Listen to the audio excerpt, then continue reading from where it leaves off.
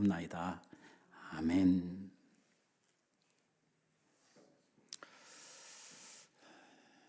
다음 주일은 우리들이 11조 모범주일로 지키려고 하는 이러한 특별한 주간입니다.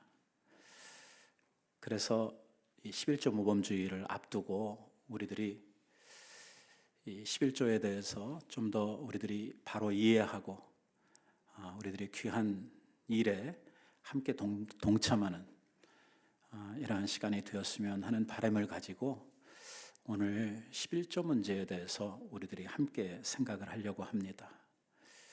11조 모범주의를 우리들이 지키려고 하는 것은 두 가지 목적이 있습니다.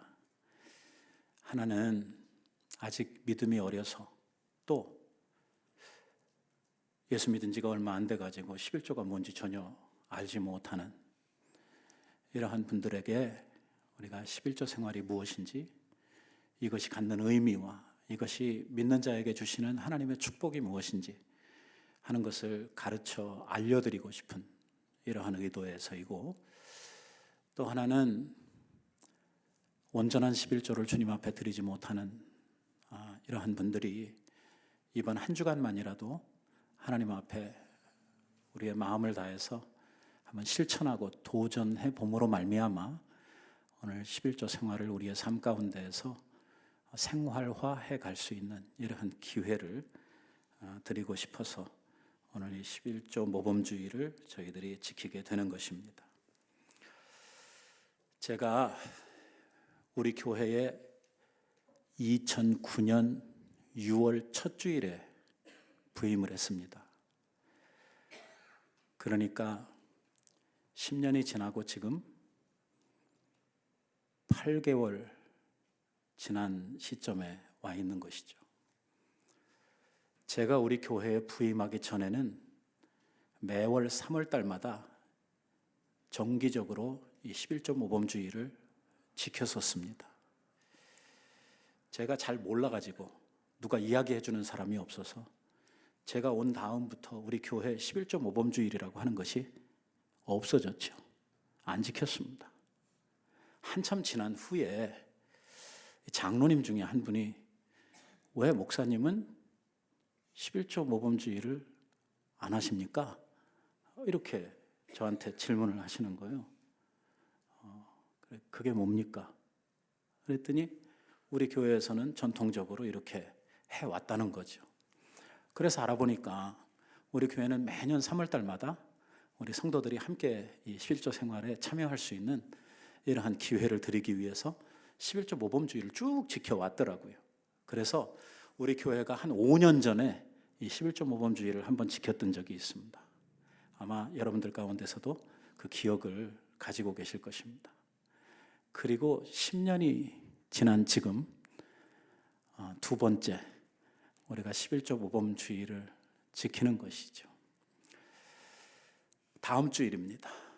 11조 생활을 못 하시던 이러한 분들도 함께 힘을 내서 같이 동참하고 같이 도전해보는 이러한 기회가 되었으면 해서 우리들이 지키는 절기인데 11조 이 모범주의를 앞두고 우리들이 도대체 뭐가 11조고 11조는 왜 해야 되고 또 11조가 우리 성도들에게 갖는 이 의미나 가치 같은 것이 무엇인가 하는 것을 알고 우리들이 이 일을 해야 될 거 아니겠습니까?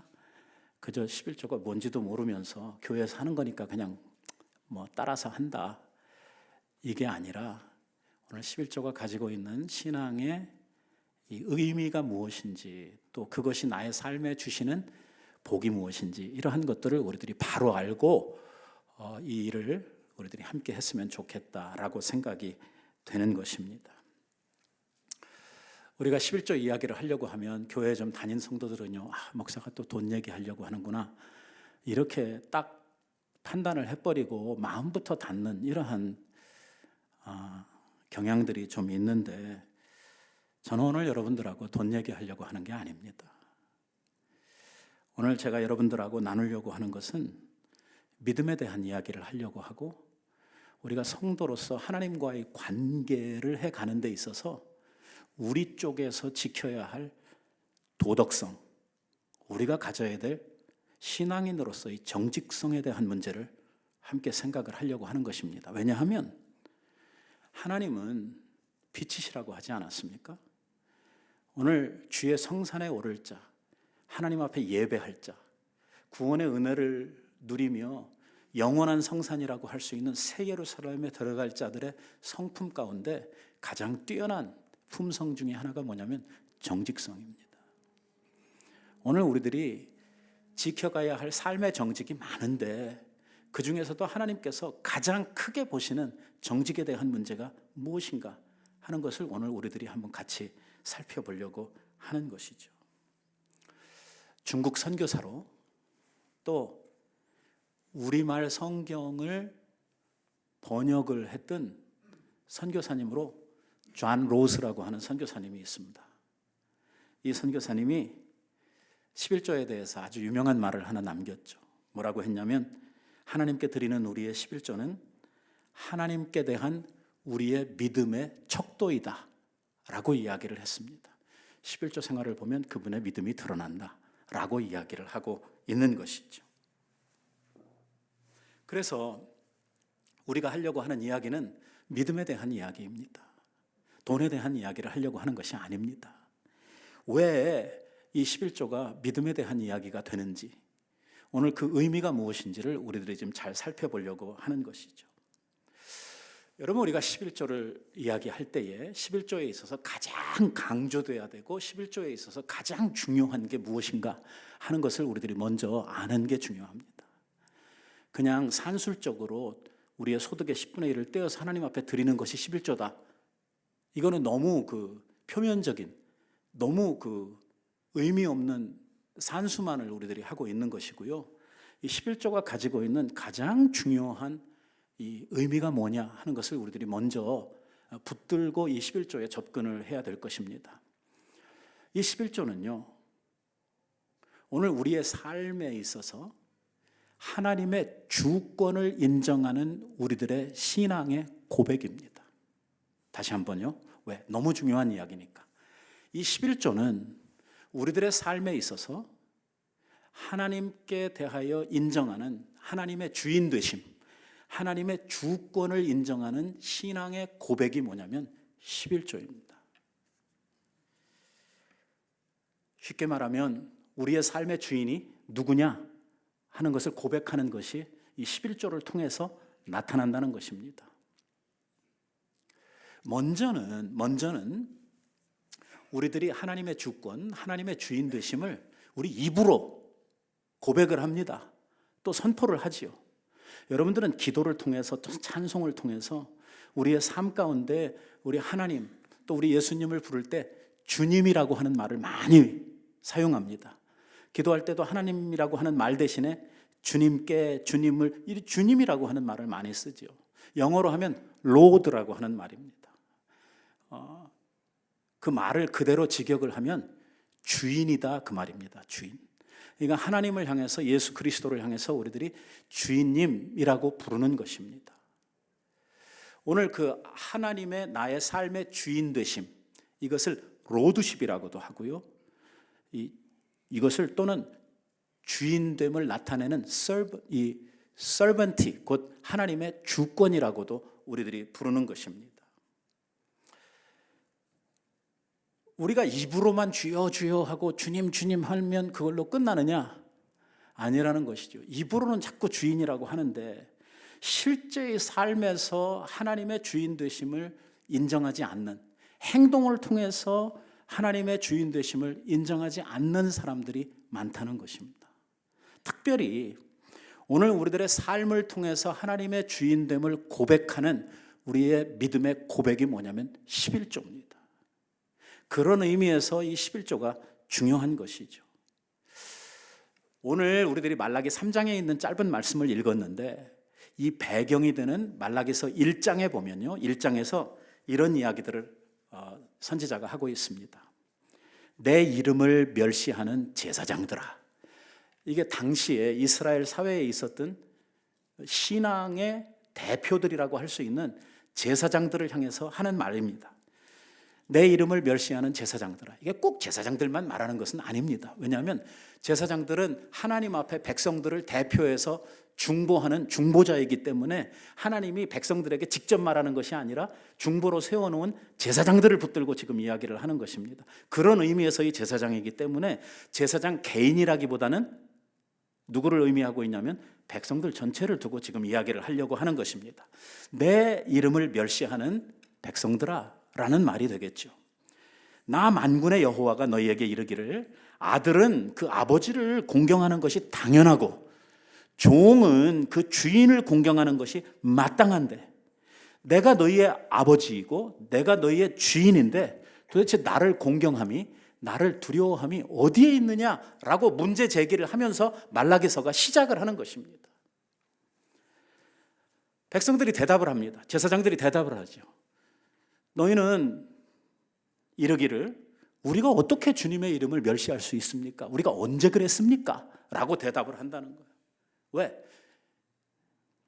제가 강단이니까 좋게 입으로는 주여 주여 주님 주님 하고 있거든요. 오늘 하나님을 멸시한다. 지금 주를 향한 주인에 대한 공경이 없다 하는 문제를 아까 우리가 읽었던 3장에 가서 보니까 뭐하고 연결을 하고 있냐면 11조에 대한 이야기로 하나님께서는 이 문제를 연결하고 있는 것을 우리들은 보게 됩니다. 주인의 주인됨의 권리를 인정하는 것, 이게 주권이죠. 오늘 나의 삶의 주인이 누구냐 하는 것을 인정하고 그것을 고백하는 것, 이것이 신앙의 첫걸음입니다. 기억이 나시는 혹시 여러분들 가운데 CCC 같은 이러한 단체를 통해서 전도를 받거나 또는 여러분들이 나가서 사역리 같은 것을 가지고 전도를 해보시면은 제 4원리에 보면은 예수님 영접한 다음에 여러분들의 마음의 왕좌에 누구를 모시십시오? 예수 그리스도를 왕으로 모시십시오 하면서 전도를 합니다. 뭐냐? 예수 그리스도를 믿는 자들은 우리의 삶에 우리의 마음의 왕으로 나의 삶의 주인으로 예수 그리스도를 모시고 그가 나를 인도하는 대로 그가 내게 말씀하시는 대로 살겠다고 고백하는 것이 신앙인들의 첫 신앙생활의 시작입니다. 내 삶을 내 멋대로 내 생각대로 사는 것이 아니라 하나님이 내게 말씀하신 대로 순종하며 살아가고 하나님의 뜻대로 살아가겠다고 하는 것, 이것이 곧 오늘 하나님을 하나님 되게 하고 또 하나님이 우리들에게 주인이 되시다고 하는 것을 우리들이 고백하는 것이라고 이야기를 하는 것이죠. 한번 물어보겠습니다. 하나님이 세상을 만드시고 사람을 하나님이 창조하셨다고 하는 것을 믿습니까?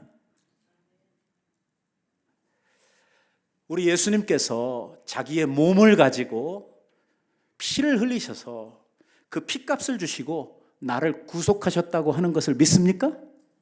네. 오늘 내 생명의 주인이 되셔서 우리의 생사를 하나님의 손에 붙들고 역사하고 있다고 하는 것을 믿으십니까? 정말로요? 그러면 하나님이 나를 만드신 창조주시다. 나를 피값을 주시고 사신 내 구원의 주인이시다. 또 우리들이 살아가고 있는 삶의 시작도 끝도 하나님 손에 있다.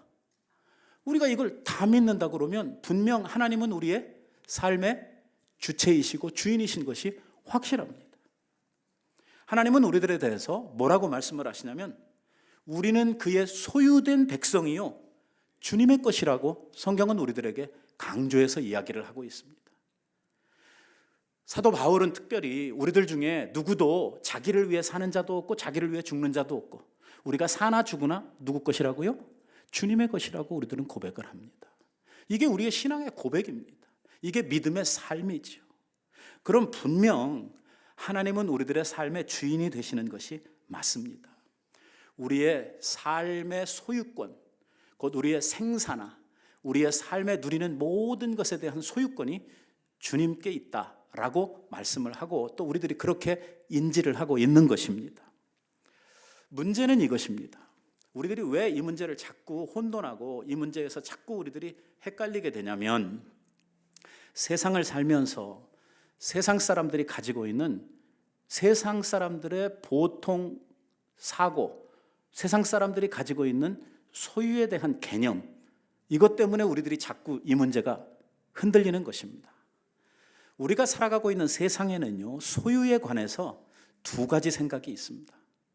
하나는 사회주의적인 생각이고 하나는 자본주의적 생각입니다. 사회주의를 신봉하는 이 유물론자들은요, 뭐라고 이야기를 하냐면, 소유에 관한 소유의 권한은 개인에게 있지 아니하고 국가에 있다고 믿는 사람들입니다. 그래서 사회주의 사회에 있어서는 사유재산이 인정되지 않습니다. 모든 것은 국가가 가지고 있고 국가가 이 사람들에게 배급을 주고 필요한 것들을 공급해 주는 체제죠. 모든 사람들, 인민들은 전부 다 함께 일해서 같이 이루는 이러한 소득이나 생겨난 모든 이윤을 국가가 분배를 하도록, 그래서 모든 것은 국가가 다 주장을 하도록 되어져 있습니다. 우리가 사회주의 국가에 선교를 가면, 이제 이디오피아에 제가 갔을 때에 이디오피아에서 우리가 무슨 사업을 하고 싶단 말입니다. 거기에 건물, 교회 건물도 사고 싶고, 또 거기에다가 뭐 농장 같은 것들도 만들어서 좀 거기에 있는 성도들이 굶지 않고 살 수 있도록 이렇게 무언가를 해주고 싶고, 그래서 우리들이 거기에 가서 뭘 살려고 하면, 이 이디오피아라고 하는 나라가 사회주의 국가이기 때문에 우리가 돈을 주고 무엇을 살 수 있다 없다? 없다는 것입니다. 그러니까 이런 나라들은 개인이 뭘 자기의 소유권을 가지고 살 수가 없습니다. 어떻게 하느냐? NGO나 선교단체들이 하는 방법은 뭐냐면, 그 땅이나 집 같은 것을 국가로부터 렌트를 하는 것입니다. 얼마 동안 사용할 수 있는 권리를 사는 것이죠. 그러니까 땅을 우리들이 구입을 한다 할 때에 그 땅에 대한 소유권은 그냥 국가에 있고, 그것을 예를 들어서 30년 동안 50년 동안 사용할 수 있는 권리를 사는 것입니다. 이해되셨습니까?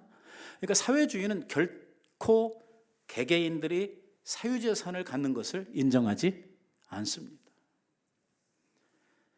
여기에 반대되는 생각이 뭐냐면 자본주의입니다. 우리가 살고 있는 아주 우리가 익숙한 이러한 생활 방법이죠. 이 자본주의의 소유권은 다 누구에게 있냐면 개개인들에게 있습니다. 우리가 집을 사면 내 소유입니다. 내 마음대로 하는 것이죠.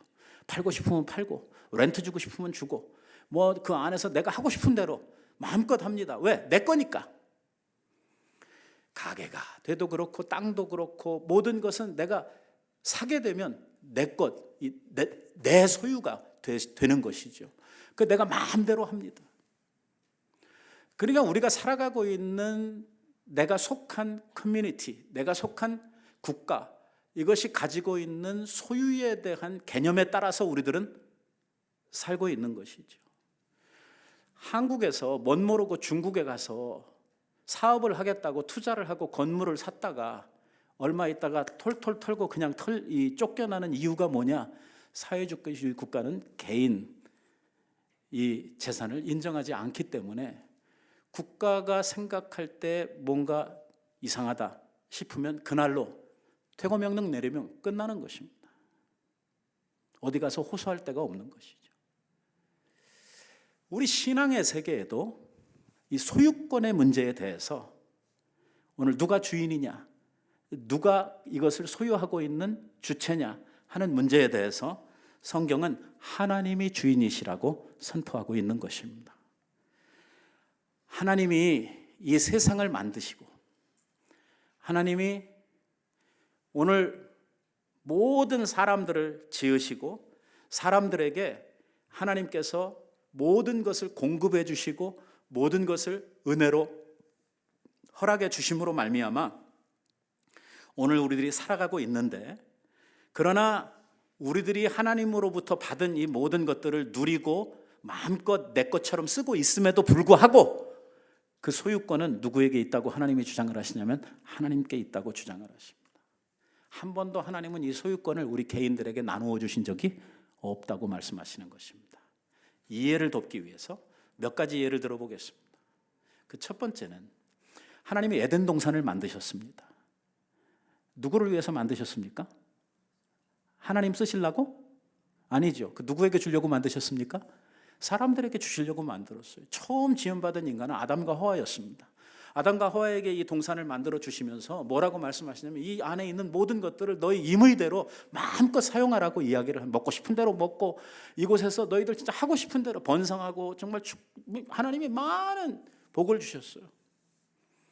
거기에 임의대로라고 하는 말이 중요합니다. 쉽게 말하면 네 하고 싶은 대로 하라는 것입니다. 누구 건데? 누가 만드셨어요? 누구 겁니까? 그런데 아담에게 모든 것을 자유롭게 할 수 있도록 다 허락해 주셨어요. 네 마음대로 쓰라는 거예요. 마음대로 먹고. 그러나 아직도 소유권은 누구에게 있냐면 하나님께 있다는 것입니다. 그래서 하나님이 그 모든 에덴 안에 있는 많은 것들 중에 하나를 금하셨어요. 이거는 내게 속한 것이니 이거는 먹으면 안 된다는 것입니다. 하나님의 것입니다. 하나님의 주권을 거기에 선포했죠. 내게 속한 것이니 이것을 먹지 말라는 거예요. 이것을 먹는 날에는 반드시 죽는다는 것입니다. 그런 거예요. 사람들에게 하나님이 모든 것을 다 주셔서 마음대로 사용하고 먹고 쓰라고 이렇게 선물로 주셨는데 아직도 주인은 하나님이시라는 것입니다. 오늘 우리들도 마찬가지입니다. 오늘 우리에게 생명을 누가 주셨느냐? 하나님이 주셨습니다. 돈 벌 수 있는 재능은 누가 주셨느냐? 하나님이 주셨다고 말씀을 합니다. 건강의 주체이신 하나님께서 건강은 누가 주시느냐? 건강 내 멋대로 내가 노력해서 그냥 쌓는 것이 아니라 건강도 하나님 주시고 직장도 하나님 주시고 사람들을 만나게 하시고 때를 주셔서 오늘 우리들로 하여금 모든 것을 누리게 하시고 우리들로 하여금 하나님의 은혜와 복 가운데에서 살아갈 수 있도록 마음껏 쓰고 살 수 있도록 하나님께서 우리에게 주셨다는 것입니다. 우리들이 모든 것을 내 임의대로 내 뜻대로 모든 것을 다 하고 있지만 그래도 아직 주인은 누구시다고요? 하나님이시라고 말씀을 하고 있는 것입니다. 그래서 하나님은 이 11조라고 하는 제도를 두셔가지고 네가 네 임의대로 모든 것을 다 하는데 그래도 하나님의 주인됨, 하나님의 너희들이 주권은 알아야 된다고 하셔서 우리들에게 경계로 주신 선악과와 같은 것이 무엇이냐면 11조입니다. 10분의 1은 하나님께 속한 것이라는 거예요. 우리가 임의대로 할 수 없다는 것입니다. 너희는 내 것을 내게 돌리라고 이야기를 하고 있는 것이죠. 조금 더 이해를 돕기 위해서 오늘 우리들이 옛날에 보면 사람들이 다 농사 짓고 살았는데 여러분 땅이 없으면 농사를 지을 수가 없죠. 옛날 경우를 보면은 땅 부자들이 있어가지고 동네마다 지주라고 하는 사람들이 있었고 많은 사람들은 땅이 없기 때문에 농사를 짓고 싶어도 농사를 지을 수가 없었습니다. 그래서 이 지주에게 소작인들은 땅을 분할받아가지고 열심히 일을 해서 결국 그 소득이 났을 때 그 소득을 가지고 주인과 나눠먹는 이러한 식의 삶을 살았죠. 우리의 기억을 돌이켜보면 옛날 지주들이 자기들은 일 안 하고 이 농민들, 소위 소작들이 주로 일을 하니까 그 사람들이 잘 먹고 잘 살 수 있도록 해줬습니까? 아니면 소작들은 그저 겨우 먹고 살도록 하고 나는 모든 소득을 이 일도 하나도 않고 펑펑 놀아먹은 주인이 다 가져갔습니까? 이 주인 된 사람들도요, 사람들이 뭐 나쁘기 때문에 악하기 때문에만 그런 건 아니에요. 왜냐하면 자기의 위치를 지키려고 하다 보니까 어쩔 수 없는 이러한 선택이에요. 왜냐하면 만약에 소작들이 먹고 남고 뭔가 이렇게 저축을 하고 힘을 키울 수 있게 되면 얼마 못 가서 어떻게 됩니까? 소작이 소작으로 그냥 남는 게 아니라 땅들을 사가지고 이 주인에게 도전이 된단 말이에요.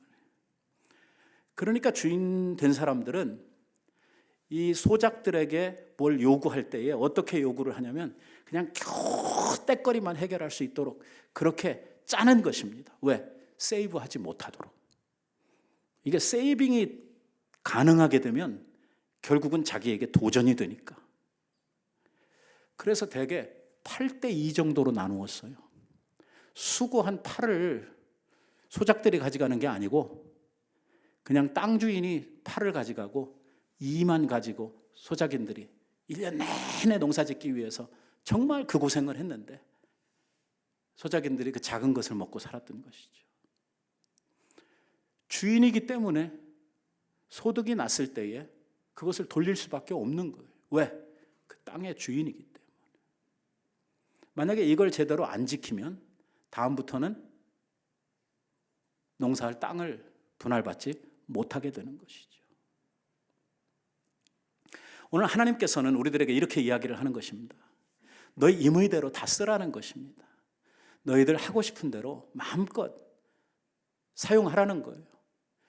그러나 적어도 내가 너희의 주인인 것은 알아야 된다는 것입니다. 그래서 정하신 것이 뭐냐면 11조입니다. 이 11조는 나의 삶에서 내가 만든 소득, 내가 열심히 일한 것이지만 이것은 주인께 속한 이 주인의 땅에서 우리들이 얻은 소득이라고 하는 이 하나님의 주인 되심을 고백하는 것입니다. 조금 다른 쪽에서 우리들이 생각을 하면, 여러분들이 만약에 어떤 회사에 다니고 있다고 생각을 해보십시다. 어떤 회사에 다녀서 내가 어떤 직책을 가지고 열심히 일을 하고 있는데 이 회사가 1년 동안 열심히 직원들이 일을 해가지고 이 매출이 많아졌습니다. 한 해 소득이 많아졌어요. 회사가 평소에 한 100만 불 정도 1년에 매출을 하는데 이번에 한 300만 불 정도 나왔습니다. 자, 그러니까 거기 일했던 사람들이 뭐라고 이야기를 하냐면 우리 이번에 소득이 많았습니까? 우리 직원들이 다 똑같이 나눕시다. 그럴 수 있습니까? 안 됩니다. 직원들은 뭐 받고 끝이냐면 월급 받으면 끝입니다. 그 생겨난 모든 소득은 누구의 것입니까? 그 회사 주인의 것입니다. 주인이 굉장히 제너러스해서 소득이 많이 났으니까 직원들이 많이 수고했으니까 내가 좀 잘해줘야지 이렇게 해서 은혜를 베풀면 다행스러운 일이지만 그렇지 않다고 하면 결국 열심히 일해서도 이 직원들이 얻을 수 있는 것은 아무것도 없습니다. 무슨 문제가 여기에 지금 역사하고 있느냐면 누가 주인이냐 하는 문제입니다. 오늘 11조에 대한 개념을 이해하는 데 있어서 우리들이 가장 중요한 것은 뭐냐면 나의 삶의 주인이 하나님이시다. 오늘 나는 하나님의 주권 안에서 살고 있다 하는 것을 우리들이 고백하는 게 뭐냐면 11조예요. 내가 생각해 보기에 내가 지금 버는 이러한 거 가지고 참 살기 빡빡한데 힘든데 그것은 내가 할 생각이 아닙니다. 오늘 주인 되신 하나님께서 생각해 주셔야 할 부분입니다. 하나님께서 우리의 삶을 이렇게 보시고 저거 가지고는 저 친구가 살기 힘들겠다 싶으시면 하나님께서 우리들에게 우리의 살림살이를 늘려주시고 우리의 쓸 것을 더 많이 공급해 주시는 이러한 쪽으로 가는 것이 정상적인 방법이라고 하는 것입니다. 내가 살기 힘드니까 주인 거 좀 도둑질 해먹어야 되겠다. 이렇게 가는 것은 옳은 방법이 아니라고 지금 말라기서에서 우리들에게 이야기하려고 하는 것이죠. 결국 주인과 종 사이에 있는 그 경계, 그리고 주인의 주인됨을 선포하고 인정하는 이러한 고백, 이 문제가 어디에 달려져 있냐면 11조에 달려져 있다는 것입니다. 우리는 이미 우리들의 입을 통해서 하나님의 주인 되심을 고백을 합니다. 맨날 주님 주님 하지 않습니까? 또 조금 아까 제가 여러분들에게 질문을 한 대로 하나님이 우리의 주인 되심을 믿습니까? 하면 네 하고 대답을 잘합니다.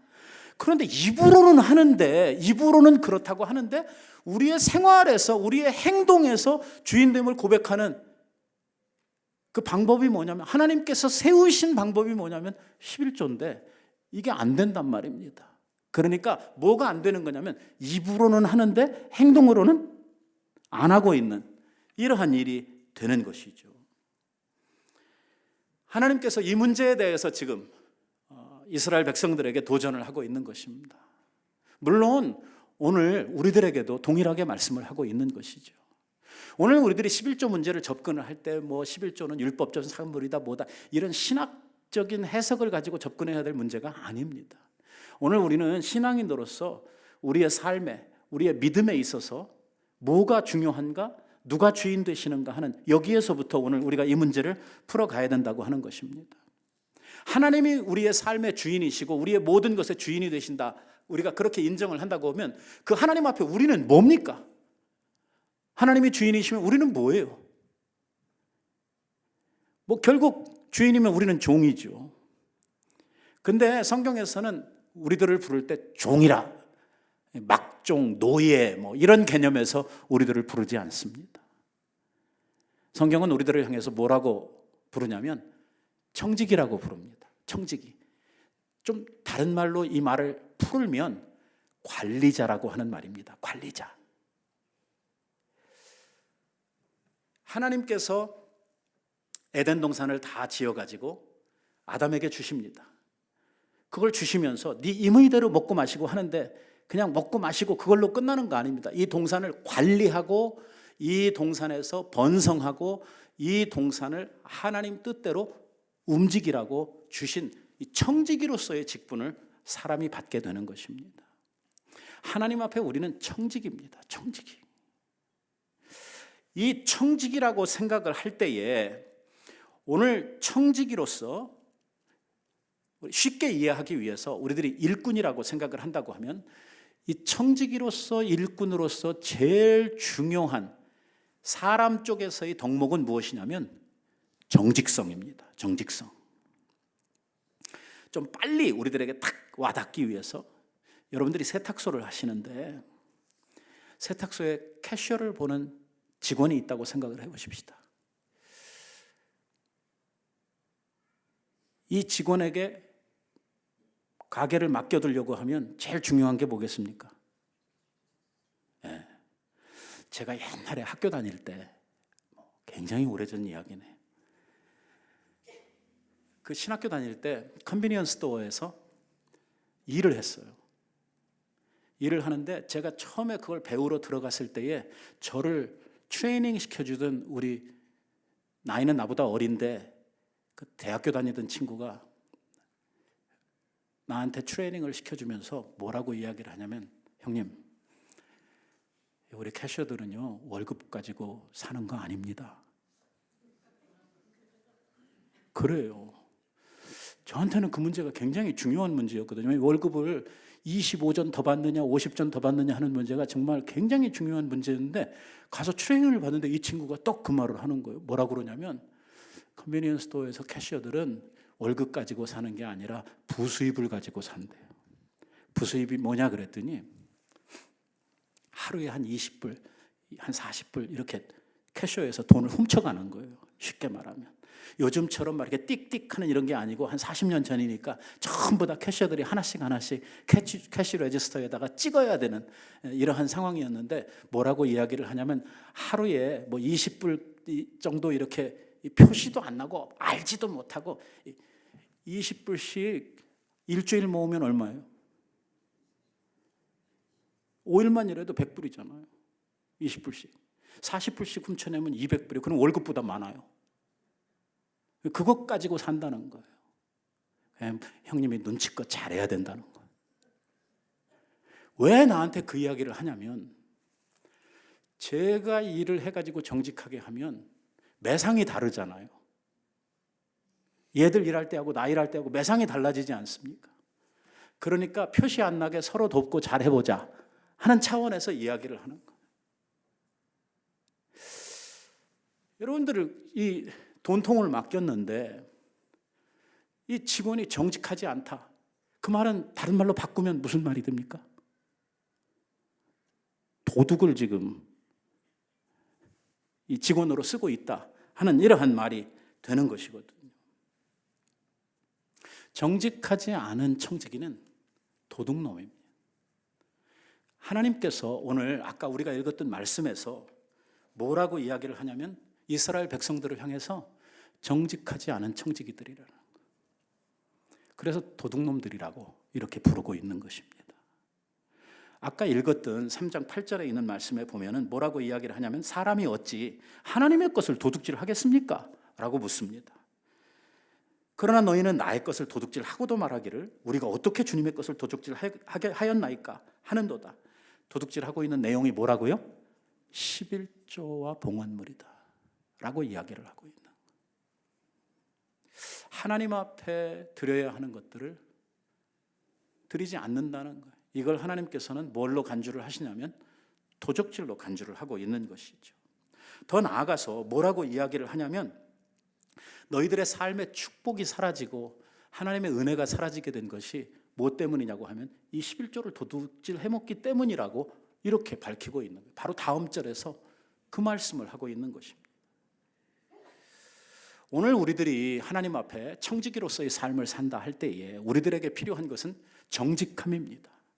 특별히 하나님께서 로드십에 대해서 주인됨에 대해서 말씀을 하시면서 오늘 우리들의 삶의 이 주인을 우리들이 구별하고 이것을 인정하는 행위로 11조를 두셨다고 하면 이 문제를 가지고 하나님께서 우리의 정직성을 시험하신다고 이야기를 하고 있는 이야기죠. 삶의 주인이 누구냐 하는 것을 바로 알고 사는 것, 이것을 바로 고백하는 것, 이게 믿음입니다. 그래서 예수님께서 뭐라고 이야기를 하시냐면 마태복음에서 이렇게 이야기를 하시는 거예요. 한 사람이 두 주인을 섬길 수 없다는 것입니다.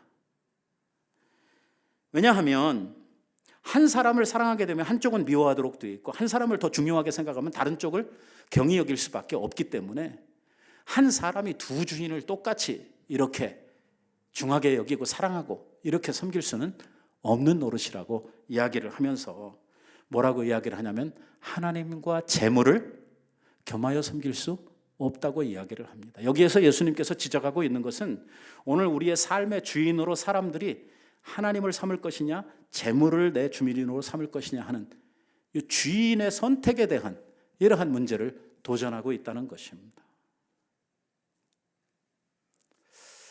11조를 어떻게 드릴 것인가에 대한 문제를 우리들이 좀 생각을 해봐야 할 것 같습니다. 이 직장인들이라고 하면 받은 월급으로부터 11조를 계산하는 것이 뭐 큰 문제가 없을 것입니다. 우리들이 체크를 받게 되고 그 주급이든지 월급이든지 그러면 그 중에서 10분의 1을 구별하여 드리는 건 별 뭐 큰 문제, 그 어려움이 없는데 이게 자영업을 하시는 분들은 상당히 어려울 것 같아요.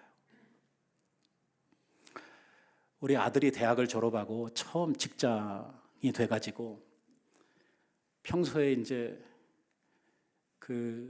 저희 집사람이 너 일하게 되면 11조 생활 잘해야 된다고 또 이야기를 하니까 문득 체크를 받아가지고 와서 저한테 이런 질문을 하더라고요. 아빠, 비포 텍스로 11조를 내야 됩니까? 애프터 텍스로 11조를 내야 됩니까? 하는 그런 질문을 해요.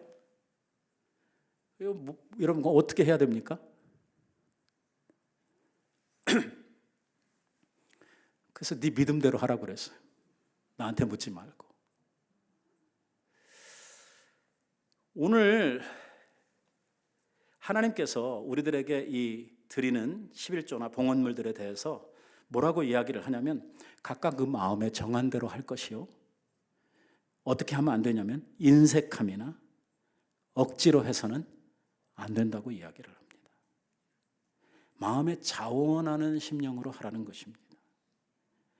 가이사의 것은 가이사에게, 하나님의 것은 하나님에게 구별하되 네 마음에 정한 대로, 네 마음이 합한 대로 자원하는 심령으로 헌금하라는 것입니다.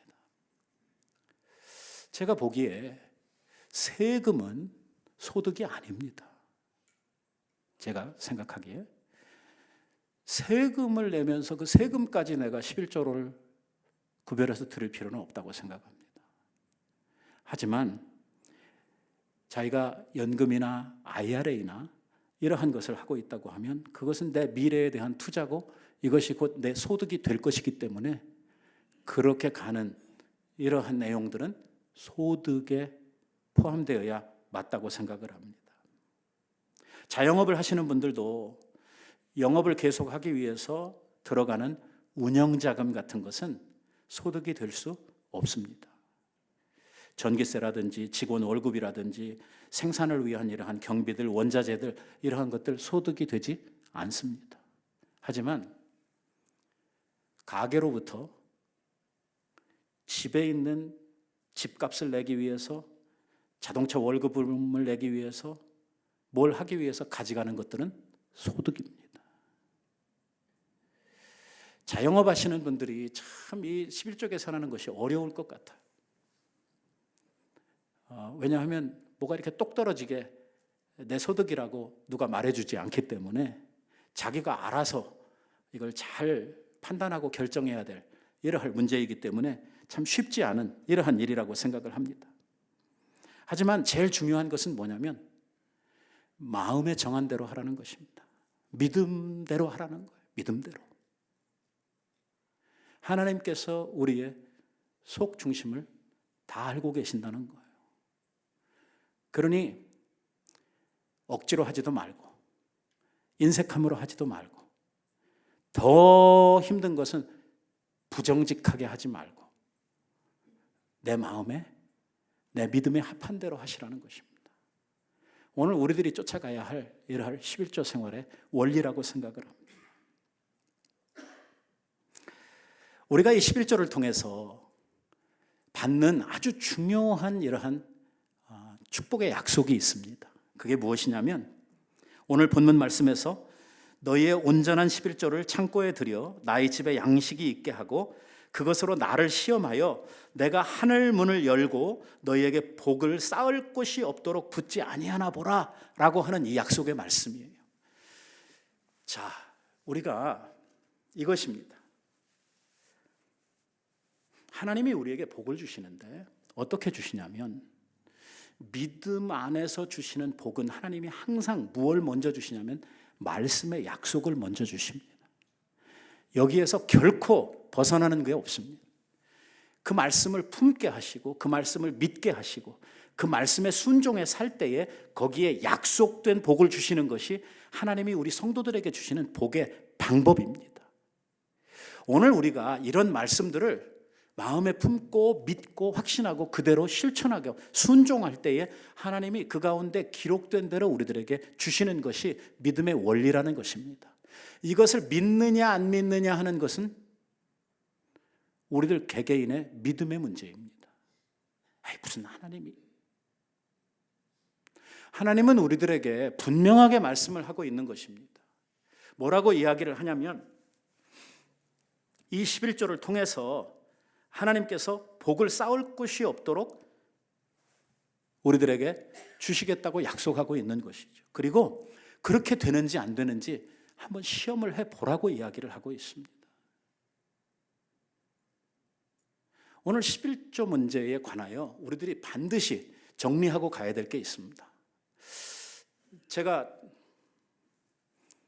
이제 한국에 가끔씩 그 부흥회를 가게 되면 성도들로부터 식사 접대를 받습니다. 제가 특이한 경험을 했던 한 교회를 소개를 하려고 합니다.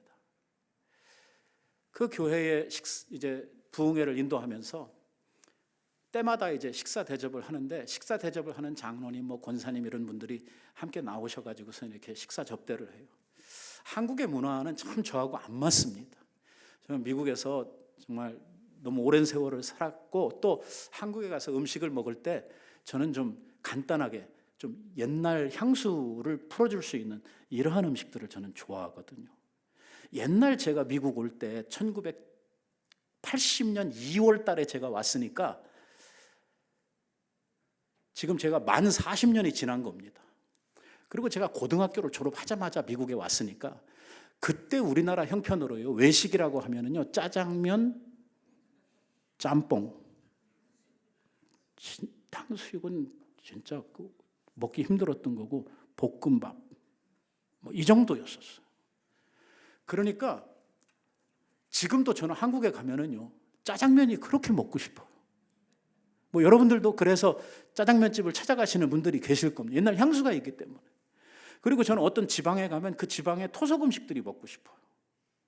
그래서 좀 부산에 가면 뭐 돼지국밥을 먹는다든지 뭐 이러고 싶단 말이에요. 그래서 제가 처음에 갔을 때는 못 모르고 이렇게 막 접대를 받았는데 굉장히 기분이 안 좋아요. 접대를 받으면서. 왜냐하면 한국 사람들이 접대를 할 때 가지고 있는 문화는 뭐냐면 음식이 맛이 있느냐 없느냐 이거보다 비싼 거, 돈이 많이 들어가는 것을 접대해야 접대를 잘했다고 생각을 하고 이거를 통해서 자기를 과시하려고 하는 것이죠. 그래서 식사 접대하는 걸 보면은 한 끼에 뭐 30만 원 뭐 이래요.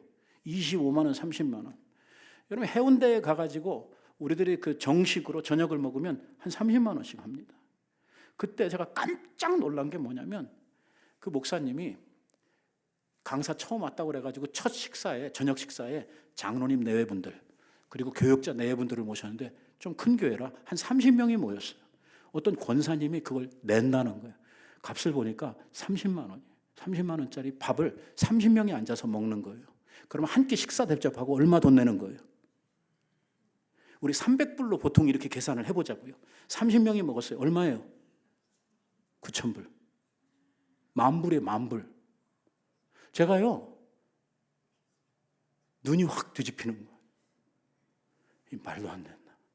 어떻게? 그래서 제가 부흥회 갈 때는 항상 편지를 먼저 보내요. 목사님한테. 나는 식사를 할 때 이렇게 하겠습니다. 그러니 절대로 비싼 데 가면 안 됩니다. 제가 어려운 곳에 선교하러 다니는 목사로서 한 끼에 막 그렇게 몇백 불씩 하는 이거 먹고 제가 소화가 안 됩니다. 저는 분식 같은 거 좋아합니다. 만두집에 가도 좋고 짜장면집 가도 좋고 된장찌개나 좀 토속적인 이런 거 먹으면 되니까 꼭 그렇게 준비를 식단을 해주시기 바랍니다. 아유 소용없어요. 이렇게 간곡하게 부탁을 해도 가보면 막 무슨 뭐 황토, 유황, 뭐 오리 나 오리 별로 그렇게 뭐 좋아하지도 않는데 이런데 막 가서 이렇게 막 사드리고 그래. 이제 문제는 이겁니다. 어떤 교회 부흥회를 갔더니 딱 식탁에 앉으니까 목사님이 이런 쪽지를 제 앞에다 이렇게 갖다 놔요. 그 뭔가 이렇게 봤더니 그 접대하시는 분의 이름, 가족들 이름 쭉, 그 다음에 기도 제목을 쭉 써놨어요. 그래서 제가 이렇게 쭉 보니까 사는 아파트값 오르게 해주세요.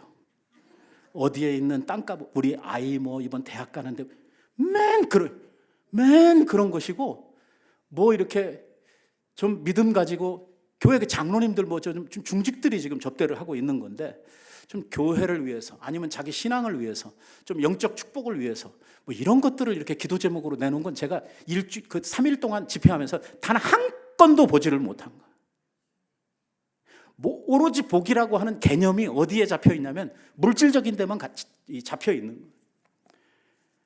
이걸 보면서 우리 성도들이 하나님 앞에 받아야 하고 또 받으려고 하는 복이 뭔가 하는 것을 제가 깨달았어요. 우리 교인들은 다를까? 우리도 다 물질적인 복을 받고 싶어 해요. 다 부자 되고 싶죠. 그 다음에는 건강하고 평안한 삶을 살고 싶어 해요. 우리 기도의 제목들 부탁하는 것들 보면 거의 그래요. 여러분 이 자리에서 말씀을 드리는 것은 적어도 우리들이 물질에 관한 한 부자 되고 싶다면 저한테 기도 부탁을 할 것이 아니라 11조 생활하셔야 돼요. 왜? 약속된 복이에요. 왜? 복을 제가 주는 게 아니라 하나님께서 여러분들에게 복을 주시는데 이 물질을 쌓을 곳이 없도록 채워주시겠다고 뭘 통해서 약속하셨냐면 11조를 통해서 약속하신 거예요. 그리고 내가 그렇게 하는지 안 하는지 한번 시험해 보라고 하나님께서 말씀을 하시는 거예요. 이것은 하나님께서 물질적인 복을 바로 이러한 방법을 통해서 주시겠다고 강력하게 우리들에게 시사를 하시는 것이죠. 그래서 오늘 감히 말씀을 드리는 것은 물질적인 풍요로움을 누리고 싶다 하면 오늘 우리는요 11조 생활을 반드시 해야 된다는 거예요. 그렇다고 해서 잘못 생각하면 안 되는 것이 뭐냐면 돈 놓고 돈 먹기는 아니라는 거예요. 우리가 이렇게 했으니까 누가 뭐 자판기에 뭐 넣고 뭐 누르면 나오는 것처럼 그런 개념에 있어서의 복이 아니에요. 왜냐하면 이 11조는 주를 향하는 우리의 마음을 시험하는 것이고 하나님의 주권을 인정하느냐 안 하느냐 하는 것을 하나님께서 보시고자 하는 거예요. 그렇기 때문에 우리는 11조를 통해서 우리의 마음의 고백을 드리고 신앙의 고백을 드리는 거예요.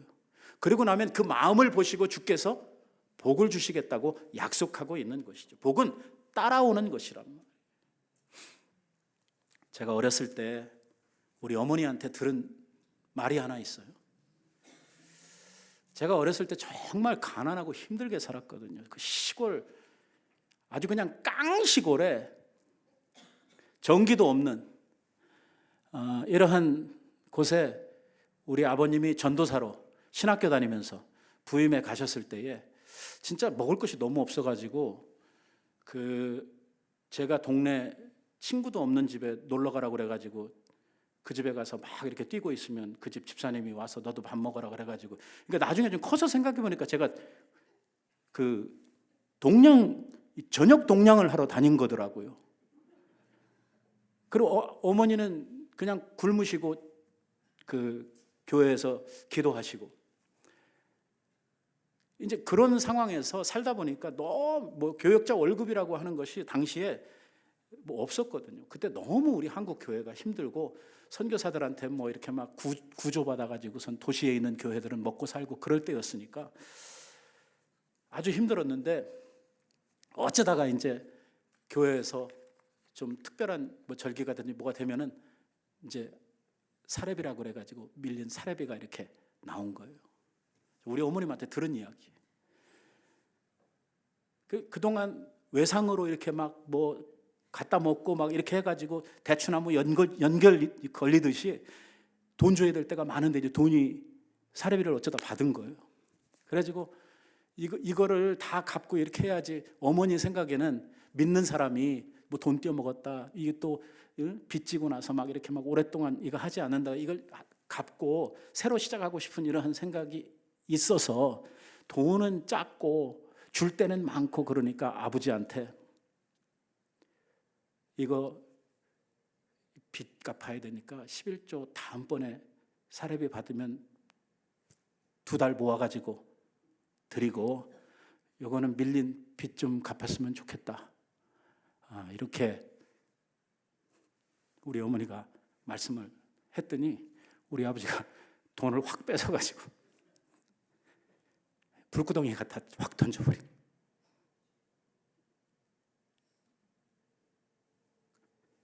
그래서 빚도 못 갚고 11조도 못 드리고 다 불에 태워버린 거죠, 돈을. 그래서 우리는 어렸을 때서부터 이 11조에 대한 이러한 교육을 아주 잘 받고 자라났어요. 저를 비롯해서 우리 형제들은 11조 생활을 정말 목숨처럼 잘 감당하고 있어요. 뭐 자랑하려고 드리는 말씀이 아니라 하나님께서 우리 모든 형제들에게 정말 큰 은혜를 주셨어요. 그래서 감히 우리들이 하나님의 말씀을 오늘 같이 생각을 하면서 한번 나를 시험하여 내가 너희에게 복을 주는지 안 주는지 한번 보라고 하시는 이 말씀, 우리들이 정말 우리의 마음에 두고 이러한 생활을 통해서 하나님과 나와의 관계, 오늘 하나님의 주인 되심과 그 주권 아래 내가 살아가고 있다고 하는 이 믿음의 고백을 우리들이 함께 드릴 수 있는 이러한 우리들, 그 일로 말미암아 하나님 앞에 물질적인 복을 많이 누리는, 그래서 우리 교회 가운데 맨날 없다, 맨날 힘들다 이런 소리가 아니라 하나님 주시는 은혜의 축복에 대해서 간증할 수 있는 사람들, 너무 잘 된다고 하는 이러한 고백들을 할 수 있는 사람들로 우리 교회가 가득 채워지게 되기를 바랍니다. 우리 교인들 가운데서 선한 부자들이 많이 나왔으면 좋겠습니다. 기도하십시다. 사랑하시는